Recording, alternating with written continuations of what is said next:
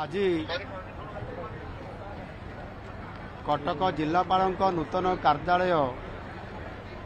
ताहार भित्तिप्रस्तर स्थापना आज ये करा जायछि।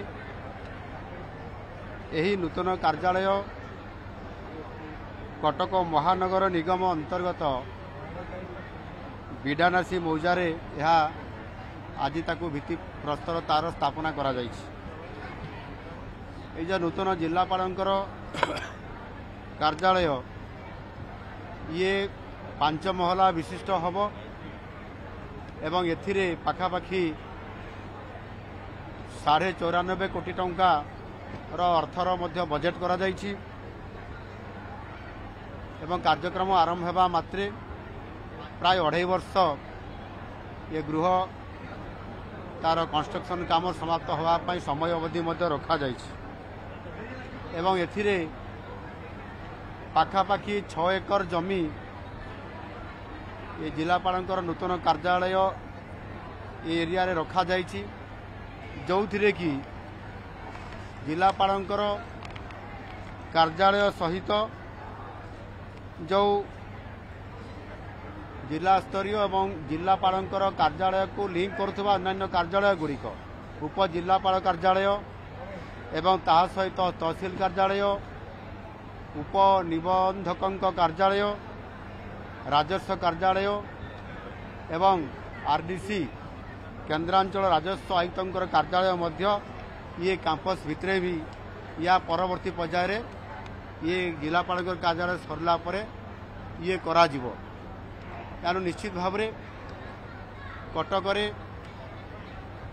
हाईकोर्ट अच्छी एवं कटक बड़ डाक्तरखाना अच्छी एवं जिलापाल कार्यालय आवश्यकता आज गोटे बड़ एरिया रे करा जिबा पाई जो चिंता करा जायछि ये बाबद आगुरी सरकार तरफ रिव्यू करा जायथिला एवं हाईकोर्ट मध्य अधिक जगह जेहेतु सामान्य आवश्यकता मने करुछंती आ सेथिपाई जदि जिलापाल कार्यालय ये बिडानासी को पड़े आसो बिडानासी मौजा को ताले हाईकोर्ट पाई मध्य से जगह तांको दिया जाई पारिबो अर्थात हाईकोर्ट भी जगह पर्याप्त हबो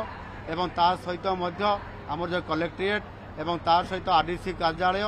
एवं तहसील उपजिलापाल उपनिबंधक कार्यालय ये जो परिसर आम ये प्रकोष्ठ जगह अच्छी एठी रास्ता अच्छी